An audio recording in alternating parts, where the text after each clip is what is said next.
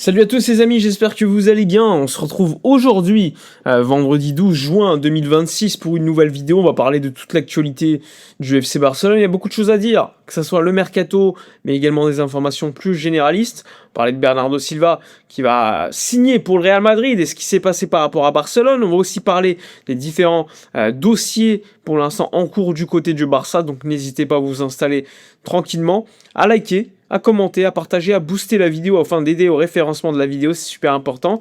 N'hésitez pas non plus, si vous le voulez, à rejoindre la chaîne YouTube juste en dessous de la vidéo. Il y a aussi un lien direction ma chaîne Twitch. Ce soir, je serai en live Twitch aux alentours de 19h, 19h15 à peu près, pour faire un petit live et faire le point avec vous sur toute l'actualité, le mercato, etc. Donc n'hésitez pas à être là ce soir et à vous abonner sur ma chaîne Twitch, YouTube, mais également sur Twitter.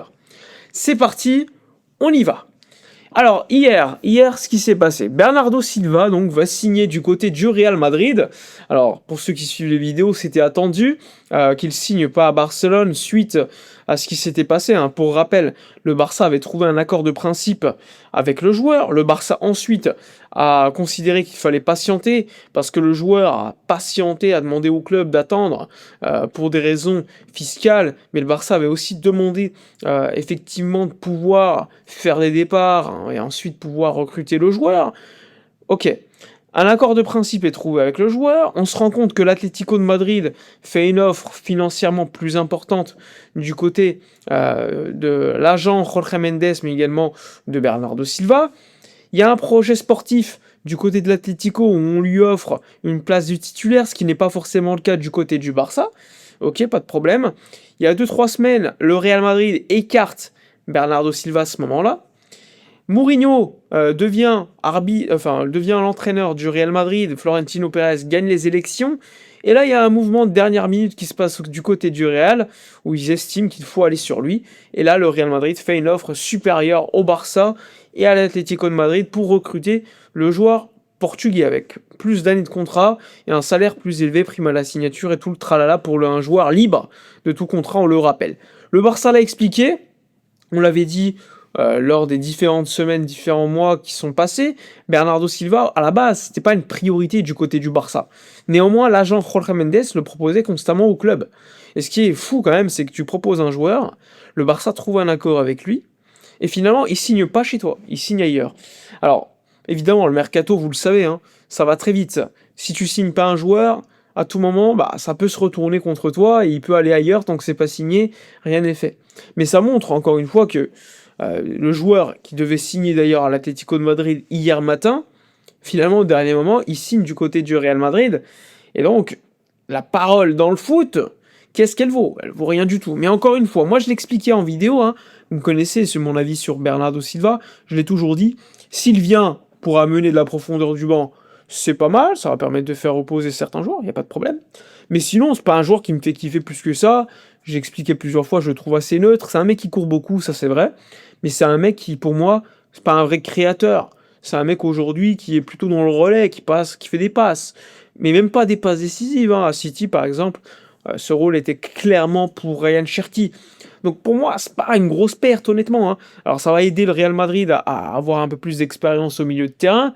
Mais encore une fois, perso, je vous pose une question, est-ce que Bernardo Silva serait titulaire à Barcelone, au Paris Saint-Germain, au Bayern Munich, aujourd'hui en 2026? Je ne pense pas. Donc pour moi, c'est pas une grosse perte, ça permet au Real de recruter au milieu de terrain, donc d'avoir peut-être pas un top milieu de terrain qui pourrait signer. Moi j'avais un petit peu peur, pour être honnête, qu'il signe un mec comme Enzo Fernandez, alors peut-être que ça va se faire, je sais pas. Mais en tout cas, j'avais cette crainte-là, et là ils prennent Bernardo Silva, ils prennent Konaté, et Dumfries, en plus de Mourinho. Alors pour l'instant, c'est pas un mercato qui me fait beaucoup plus peur que ça pour le Barça. Mais bon, on verra évidemment, c'est ce qui importe, ça reste quand même ce qui se passe sur le terrain, sur le rectangle vert, et non pas sur le mercato des transferts. Pour autant, Deco a considéré que, en dernière minute, lorsque Mendes lui a proposé « Est-ce que tu es prêt à augmenter ton offre ?» Refus. Pas d'augmentation de l'offre du Barça, c'était clair dès le début, Flick au début... t'es pas trop hypé, parce qu'il considérait qu'il fallait libérer du milieu de terrain, et ensuite il a donné son OK.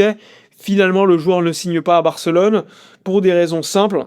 Projet sportif, où il aura beaucoup plus de temps de jeu, mais aussi financier. On va pas se mentir, là-bas, les offres économiques des autres clubs étaient aussi beaucoup plus intéressantes. Le Barça a fait le job, hein. Le Barça a fait une proposition par rapport au statut présenté aux joueurs. S'il veut venir, c'est super. S'il veut pas venir, on s'en fout. Et voilà, c'est le cas pour Bernardo Silva, qui, je le rappelle, chaque année nous parlait du Barça avec des yeux, des étoiles dans les yeux, une maison à Barcelone, Pep Guardiola évidemment qui a un rôle, le maillot quand il était petit avec le Barça, tout ça pour ça. C'est le foot les gars, c'est le foot, encore une fois on le rappelle, ça reste du business, business is business, c'est souvent le projet sportif le plus intéressant et économique. Évidemment c'est une combinaison qui te permet de signer et de prendre le joueur en question. Pas de problème donc compter, franchement ça me passe au-dessus. Ensuite, autres informations. Vous avez vu, la Coupe du Monde a commencé, ça va être un sacré bordel en tout cas pour suivre tout ça. Mais pour parler du fait, il y a Lamine Yamal, les gars, qui se retrouve à l'entraînement avec la sélection espagnole. Alors il n'a pas fait tout l'entraînement, mais c'est de bon augure pour voir Lamine lors de cette compétition. Probablement pas pour le premier match, mais peut-être pour le deuxième ou le troisième. En tout cas, là, quand je vois la gueule des matchs pour l'instant, vivement, vivement Lamine Yamal, parce que lui, franchement, il te permet de passer des matchs, on va dire, beaucoup mieux, beaucoup plus tranquille, avec un regard de fan, on va dire, neutre. Tu kiffes regarder Lamine Yamal jouer, donc c'est mieux. Là aussi, on va pas se mentir. Sinon, le Barça va déposer plainte contre Florentino Pérez. Donc la plainte est attendue. Rafa Houston en avait parlé assez rapidement, là c'est confirmé. Le Barça estime que les propos à l'époque, il y a quelques semaines, rappelez-vous, lors de la campagne électorale du Real Madrid, de Florentino Pérez, qui avait expliqué que le Barça avait volé et payé des arbitres, eh bien le Barça va déposer plainte contre Florentino Pérez. Forcément, le Barça a de grosses chances de gagner au niveau de la justice, mais je pense que Florentino Pérez en a rien à foutre et que son mouvement était beaucoup plus populiste qu'autre chose, et qu'au final, ce qu'il fallait, c'était encore une fois montrer son désaccord avec le Barça, qui à l'époque, lorsqu'il y avait la Super League, était quand même beaucoup moins présent. Mais encore une fois, ça reste de la communication, le football, faut pas l'oublier. Sinon, les autres dossiers mercato, je sais qui vous intéressent particulièrement. Le poste de défenseur central gaucher, avec un Gvardiol, comme je vous l'ai expliqué hier, qui intéresse le Barça. D'ailleurs, la presse au Royaume-Uni, on a encore parlé hier du Barça et du Real Madrid intéressés par Gvardiol. Il y a une grosse offre de prolongation de contrat de Manchester City. Maintenant, c'est le joueur de choisir. C'est au joueur qui va choisir la prochaine destination, sachant que pour l'instant, on focus sur la Coupe du Monde pour Gvardiol. Il en avait parlé, il avait dit qu'il était bien à City, mais qu'il n'avait pas encore décidé de son avenir. Le Barça intéressé.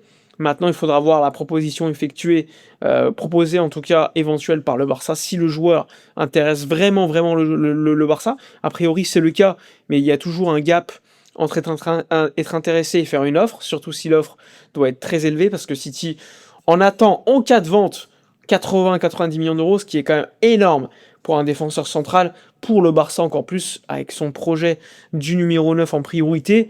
Maintenant, il y a le Real Madrid intéressé, même si le Real s'intéresse aussi à Calafiori, à plein de défenseurs centrales gauchers, Schlotterbeck et tout le tralala. Le Barça a une obligation morale, c'est de renforcer le poste de défenseur central gaucher, et Flick, il le veut absolument. Flick, il veut absolument renforcer ce poste. Faut le savoir, et Guardiola fait partie de ces joueurs qui intéressent beaucoup du côté du Barça. Maintenant, le prix est élevé, prolongation de contrat sur la table de City très élevée. Il y a aussi le Real Madrid qui est aussi dans la course. À voir, mais en tout cas, c'est un joueur qui intéresse le Barça assez particulièrement. Sinon, concernant les autres informations du côté du mercato, alors il y a beaucoup de choses qui se passent, hein, évidemment, même si, comme vous le savez, ça reste, entre guillemets, en sous-marin, hein, on ne connaît pas tout, on ne sait pas tout ce qui se passe du côté de la Catalogne, mais Deco travaille avec Boyan en collaboration pour renforcer l'équipe. Alors il y a beaucoup de noms qui sortent, il y a des noms qui ne sortent pas, forcément. Vous le savez, la défense reste l'un des chantiers les plus importants. Tu as aussi l'attaque, avec le poste de numéro 9 et Julián Álvarez plus particulièrement. Le problème pour Álvarez, encore une fois, c'est que l'Atlético contrôle le contrat du joueur. Maintenant, on verra. On verra, ça reste encore une fois difficile de prévoir ce qui va se passer. Si Álvarez part publiquement, si Álvarez menace, entre guillemets, l'Atlético de Madrid d'aller en rébellion, là aussi, ça peut ouvrir des scénarios différents. Mais pour l'instant, focus Coupe du Monde pour l'Argentin. L'agent continue de travailler comme d'habitude. Mais pour l'instant, rien n'a avancé par rapport à ce qui s'est passé lors des prochaines semaines. On reste dans une situation de blocage. C'est assez logique après les propos, encore une fois, de l'Atlético de Madrid.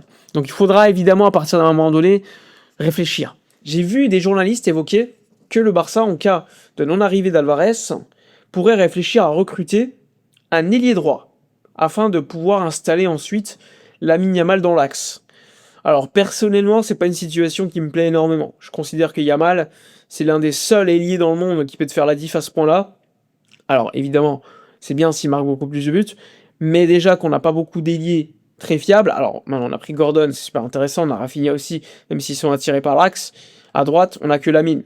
Donc si en plus tu recrutes un autre ailier droit, t'obliges Lamine Yamal à jouer à un poste très libre, au poste de 9, même si c'est pas un 9. Et pour moi, on a vraiment, absolument besoin d'un vrai neuf, en fait. Et Yamal, c'en est pas un.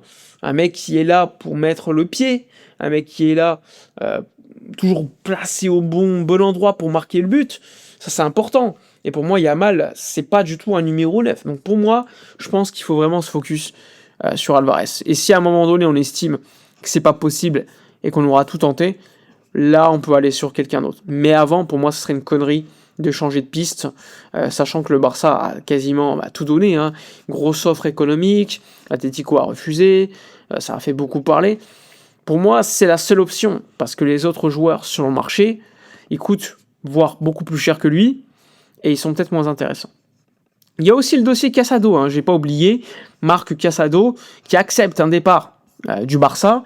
Le Barça en attend 20-25 millions d'euros. On avait parlé évidemment de contact avec l'ASM Monaco, mais ça n'a pas avancé. Il y a Al Hilal, club saoudien très intéressé par Casado, mais c'est pas le seul club saoudien. Il y avait la Turquie aussi, mais Casado a écarté la piste. Il y a un autre club européen intéressé par le joueur. Pour l'instant, le joueur accepte de partir. Aujourd'hui, le Barça essaye de clôturer l'opération, c'est pas avancé, faut le savoir. Ça continue de travailler pour le départ de Marc Casado qui va partir effectivement. L'objectif du club, c'est de clôturer tout ça avant le 30 juin. Donc là aussi, on va suivre évidemment le dossier de Marc Casado, mais l'objectif en tout cas du Barça, c'est de clôturer la vente avant le 30 juin pour que ça rentre dans l'exercice comptable actuel. Et l'objectif, c'est de le vendre soit en Europe, soit en Arabie Saoudite pour 25 millions d'euros environ. Il y a aussi le fait que le Barça veut faire revenir Cancelo. On peut se poser la question s'il peut, donc Casado, entrer dans le deal pour Al Hilal, pour ensuite avoir Joao Cancelo d'une certaine manière en échange. Est-ce qu'il y aura de l'argent en plus ou pas? J'en sais rien, mais en tout cas, selon Carlos Montfort de Sport, le Barça travaille sur cette opportunité de pouvoir mettre Casado dans le deal. Maintenant, il faudra voir évidemment si le joueur est d'accord pour aller en Arabie Saoudite. A priori, il n'est pas si contre cela. Donc ça peut être intéressant financièrement pour lui et pour le Barça. Maintenant, il faudra voir le prix. Cancelo valorisé à quel prix aussi. Et évidemment, le mercato n'est pas terminé. Il va falloir bosser. Il va falloir bosser pour prendre un neuf et pour prendre un défenseur. Donc il y a encore beaucoup de trucs à faire. Maintenant, on reste le 12 juin, là, 12 juin. Donc ça va, on a le temps. Mais il faut quand même se bouger parce qu'il y a certaines pistes qui peuvent te passer entre les doigts. Et ça peut être assez relou.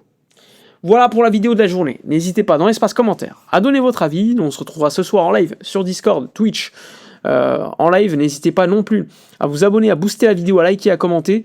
N'hésitez pas, si vous le voulez encore plus soutenir la chaîne, à rejoindre la chaîne sous la vidéo YouTube. Ça régale. En tout cas, passez une agréable journée. Profitez des vôtres et nous, on se retrouve ce soir 19h15 environ pour un live. Ciao!